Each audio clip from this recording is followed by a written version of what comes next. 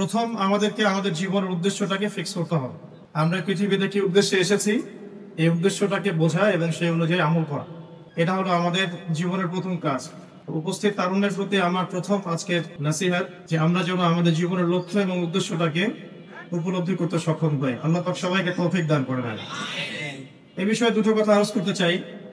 একটা তো আল্লাহ পাক সূরা যারিয়াতের মধ্যে বলেছেন, বা'দা আউযু বিল্লাহি মিনাশ শাইতানির রাজীম, ওয়া মা খালাকতুল জিন্না ওয়াল ইনসা ইল্লা লিয়াবুদুন।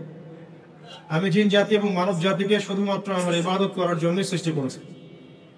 তো এখান থেকে আমরা বুঝতে পারছি যে এই পৃথিবীতে আল্লাহ পাক আমাদেরকে পাঠিয়েছেন শুধুমাত্র তার ইবাদত করার জন্যই। আর এটা আল্লাহ পাকের অনেক বড় দয়া যে আল্লাহ রাব্বুল আলামিন আমাদের ব্যক্তিগত কাজ, অর্থনৈতিক কাজ, আমাদের ব্যবসা বাণিজ্য, পরিবার, স্ত্রী সন্তান, মুআমালাত মুআশারাত, এগুলোকে ইবাদতের মধ্যে অন্তর্ভুক্ত করেছেন যদি আমরা তো একটা শর্ত পূরণ করতে পারি। কাজগুলো যদি আল্লাহ পাকের সন্তুষ্টির জন্য হয় এবং রাসূল সাল্লাল্লাহু আলাইহি ওয়াসাল্লামের তরিকা মোতাবেক হয় এবং রিজিক যদি হালাল হয়, ইনশাআল্লাহ তাআলা স্ত্রীর মুখে অন্ন তুলে দেওয়াও নেকির কাজগুলো গণ্য হবে ইনশাআল্লাহ। তো এই পৃথিবীতে এসেছি আমরা দুটো উদ্দেশ্য নিয়ে। একটা হলো আল্লাহ রাব্বুল আলামিনের ইবাদত করা, যেমনটা আমরা বললাম, ওয়া মা খালাকতুল জিন্না ওয়াল ইনসা ইল্লা লিয়াবুদুন। আরেকটা উদ্দেশ্য আছে আমাদের পৃথিবীতে আসা, সেটা হচ্ছে আল্লাহ রাব্বুল আলামিনের জমিনে আল্লাহ পাকের দ্বীনটাকে কায়েম করা, বাস্তবায়ন করার চেষ্টা করা। এই ব্যাপারে আল্লাহ পাক আমাদেরকে স্পষ্ট আদেশ দিয়েছেন। সূরা আল ইমরানেও বলেছেন, কুনতুম খায়রা উম্মাহ উখরিজাত লিন-নাস তা'মুরুনা বিল মা'রুফ ওয়া তানহাউনা 'আনিল মুনকার ওয়া তু'মিনুনা বিল্লাহ। ঠিক একইভাবে আল্লাহ রাব্বুল আলামিন সূরা মুহাম্মাদের মধ্যে বলেছেন, ইন তানসুরুল্লাহ ইয়ানসুরকুম ওয়া ইউসাব্বিত আকদামাকুম। তোমরা যদি আল্লাহর দ্বীনকে সাহায্য করো, আল্লাহকে সাহায্য করো, তাহলে আল্লাহ পাকও তোমাদেরকে সাহায্য করবে। ওয়া ইউসাব্বিত আকদামাকুম, তোমাদের পা আল্লাহ পাক শক্ত করে রাখবেন।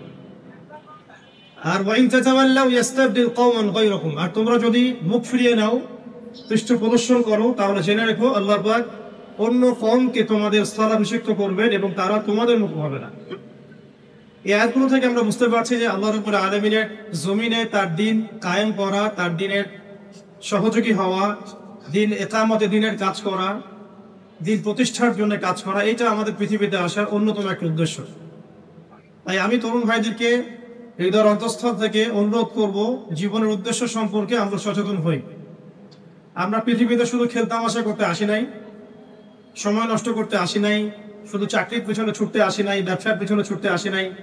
আমাদের এই পৃথিবীতে আসার একটা উদ্দেশ্য আছে, একটা মোটিভ আছে, সেটা হলো নিজে আল্লাহর ইবাদত করব এবং আল্লাহর দ্বীন এর তাবলীগ দাওয়াত নিব, যাতে করে আল্লাহর জমিনে আল্লাহর দ্বীন কায়েম হয়। আল্লাহ পাক আমাদের সবাইকে মাকবুল কাফেলায় শামিল করেন, আমিন। দ্বিতীয় যে বিষয়টি আমি বলতে চাই সেটা হলো, এই যে মহান একটা মিশন নিয়ে আমরা পৃথিবীতে এসেছি, এটাকে বাস্তবায়ন করতে হলে আমাদেরকে ইলম অর্জন করতে হবে। ইলম অর্জন না করে যদি আমরা কোনো কাজ করতে যাই, সেখানে উপকারের জায়গায় ক্ষতি বেশি হতে পারে। এবং দ্বীনের ইলম একা একা হাসিল করা যায় না, অবশ্যই বরেণ্য এবং মুহাক্কিক উলামায়ে কেরামের সোহবত জরুরি। এই বিষয়টা আমরা অনেকে বুঝতে পারি, অনেকে পারি না। খাস করে যারা জেনারেল ব্যাকগ্রাউন্ড থেকে আমরা উঠে আসছি, অনেকে দেখা যায় দ্বীন আমরা শিখতে চাই ঠিকই, লেখাপড়াও করি, বই পুস্তক পড়ি, অনেকে আরবিও ভালো বলতে পারেন, কিন্তু উলামায়ে কেরামদের সোহবত এবং সান্নিধ্য নেই। এই বিষয়টা এতটা ক্ষতিগ্রস্ত, এতটা ক্ষতির কারণ যে নেক্সট স্রোতে মানুষ ধোঁকা খেতে পারে। এই ইলমের তো দুটো শাখা আছে, একটা দুনিয়াবী জ্ঞান, একটা দ্বীনি জ্ঞান। তো দুনিয়াবী জ্ঞানের জন্য এই বিষয়টাকে আমি শর্ত বলে মনে করছি না, কিন্তু দ্বীনি ইলম অর্জনের জন্য অবশ্যই একজন বরেণ্য মুহাক্কিক উলামায়ে কেরামের সোহবত অবশ্যই জরুরি। এবং দ্বীনি ইলমের বিষয়টা শুধু কিতাবের মধ্যে সীমাবদ্ধ নয়। কিতাব আমাকে একটা ক্লাসিক্যাল আলেম হওয়ার পর্যায়ে পর্যন্ত নিয়ে যায় ঠিকই, কিন্তু আল্লাহকে চিনতে হলে, আল্লাহকে পেতে হলে, আল্লাহর মারিফত হাসিল করতে হলে একটা আধ্যাত্মিক জ্ঞানের প্রয়োজন আছে। এই জ্ঞানটা আপনি কিতাবের মধ্যে পাবেন না। এটাকে হাসিল করতে হলে অবশ্যই আল্লাহওয়ালা বুজুর্গ মানুষদের সোহবতে আসতে হবে। ঠিক যেমন নবী মুসা আলাইহিস সালামকে আল্লাহ রাব্বুল আলামিন বলেছিলেন, তোমার চেয়েও জ্ঞানী মানুষ পৃথিবীতে আছে। সূরা কাহফে বিস্তারিত ঘটনা আছে, এতটা বলার সময় এখানে নাই, আপনারা পড়ে নিতে পারবেন। মুসা আলাইহিস সালাম যুগ যুগ সফর করেছেন সেই ব্যক্তিকে পাওয়ার জন্য যাকে আল্লাহ রাব্বুল আলামিন তার পক্ষ থেকে খাস করে জ্ঞান দিয়েছেন। সেই ব্যক্তির নাম খিদর আলাইহিস সালাম। তিনি এমন কিছু দেখছেন খিদর আলাইহিস সালাম, যেটা মূসা আলাইহিস সালাম বুঝতে পারছেন না।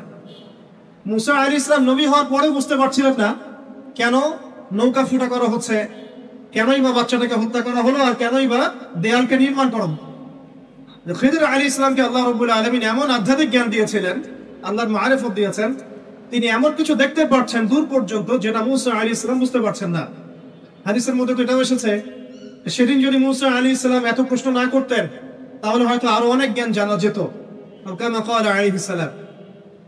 এই কারণে আমি তরুণ প্রজন্মকে নসিহত করতে চাই, দিনই এই অর্জন করছি, মাশাআল্লাহ, বই পুস্তক করছি, অনেক প্রতিষ্ঠানের করছেন, তবে অবশ্যই মাথার উপরে মুরব্বী ওলামাকে আমাদেরকে রাখতে হবে।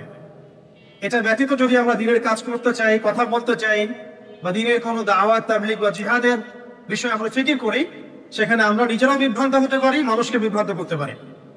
তাই এটা হচ্ছে আমার দ্বিতীয় নসিহত আমাদের তরুণ ভাইদের প্রতি। আল্লাহ পাক আমাদের সবাইকে বরং ওলামায়ে কেরামদের সহবত নসিব করেন, আমিন।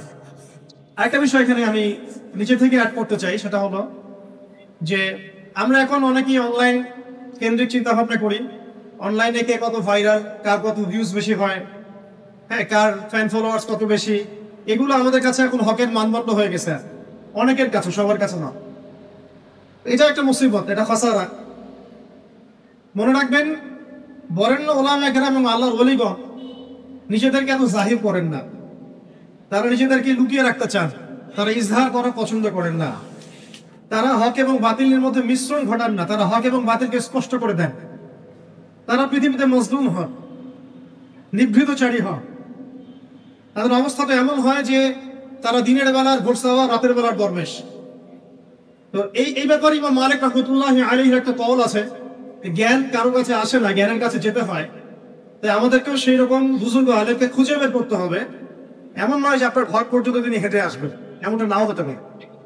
আল্লাহ পাক আমাদের সবাইকে জ্ঞানের কাছে নেওয়ার তৌফিক দান করেন, আমিন। এরপর আসি যে এই জীবনের উদ্দেশ্যটাকে ফিক্স করা এবং জ্ঞান অর্জনের যে সিলসিলা, এটা একটু লম্বা সিলসিলা। জ্ঞান অর্জনের ক্ষেত্রে তাড়াহুড়া করা যাবে না যে আমি 5 বছরের মধ্যে আলেম হয়ে যাব, 10 বছরের মধ্যে আমি মুফতি হয়ে যাব, এইভাবে চিন্তা করা যাবে না। আমাদেরকে সারা জীবন তালেব ইলম হয়ে থাকতে হবে এবং জ্ঞান অর্জনের এই যে ক্রমবর্ধমান একটা সিলসিলা, এখানে সবরের পরিচয় দিতে হবে। এ ব্যাপারে আমি একটা কোটেশন নোট করে আনছি। আমাদের শ্রদ্ধেয় আলেম, বরেণ্য আলেম আল্লামা তাকি উসমানী সাহেবের যে কিতাব আছে তাসাউফ এবং আত্মশুদ্ধি, এই কিতাবের মধ্যে পাওয়া যায়, এবং তার ভাই রাফি উসমানী সাহেবের একটা কিতাব আছে, সেখানেও এই কথাটা একই কথাই আছে যে একজন তালেব ইলমকে বা একজন আল্লাহকে চাহনেওয়ালা একজন ব্যক্তিকে এই 4টা গুণ হাসিল করতে হবে। জীবনের উদ্দেশ্য ঠিক করার পরে যখন আমরা ইলম অর্জন করতে যাব, তখন এই 4টা গুণ হাসিল করার চেষ্টা করবো ইনশাআল্লাহ। আল্লাহ পাক সবাইকে তৌফিক দান করেন। প্রথম গুণটা হচ্ছে শুকর, আল্লাহ পাকের শুকর আদায় করা। এটা এত বড় একটা গুণ, যাকে আল্লাহ রাব্বুল আলামিন কৃতজ্ঞতা স্বীকারকারী অন্তর দিয়েছেন, সে হচ্ছে পৃথিবীর ধনী মানুষ। চলতে ফিরতে উঠতে বসতে সবসময় আমরা আল্লাহ পাকের নিয়ামতগুলো স্মরণ করবো এবং সবসময় বলতে থাকবো আলহামদুলিল্লাহ, বলতে থাকবো আলহামদুলিল্লাহ। আল্লাহুম্মা লাকাল হামদ হামদান কাসীরান তাইয়িবান মুবারাকান ফীহি কামা ইয়ানবাগী লিজালালি ওয়াজহিক ওয়া আযীমি সুলতানিক। আল্লাহ পাকের শুকরিয়া যে যত বেশি আদায় করবে, আল্লাহ পাক বলেছেন লা ইন শাকারতুম লা আযীদান্নাকুম, তোমরা আমার শুকরিয়া আদায় করো, আমি তোমাদের প্রতি আমার নিয়ামতকে বাড়াই দেব। ওয়া লা ইন কাফারতুম ইন্না আযাবি লাশাদীদ, তোমরা যদি আমার অকৃতজ্ঞ হও, জেনে রাখো আমার আযাব বড়ই কঠিন। তো উস্তাদগণ লিখেছেন, একজন তালেব ইলমের অবশ্যই শুকর গুজার অন্তর থাকতে হবে। আমাদের উলামায়ে কেরাম এই কথাটা বারবার বলেন যে কলবুন শাকির, শুকর গুজার, কৃতজ্ঞতা স্বীকারকারী একটা অন্তর থাকতে হবে। সবসময় চিন্তা করবো আমাকে আল্লাহ কি দিয়েছেন, এটা চিন্তা করবো না আমাকে আল্লাহ কি দেন না।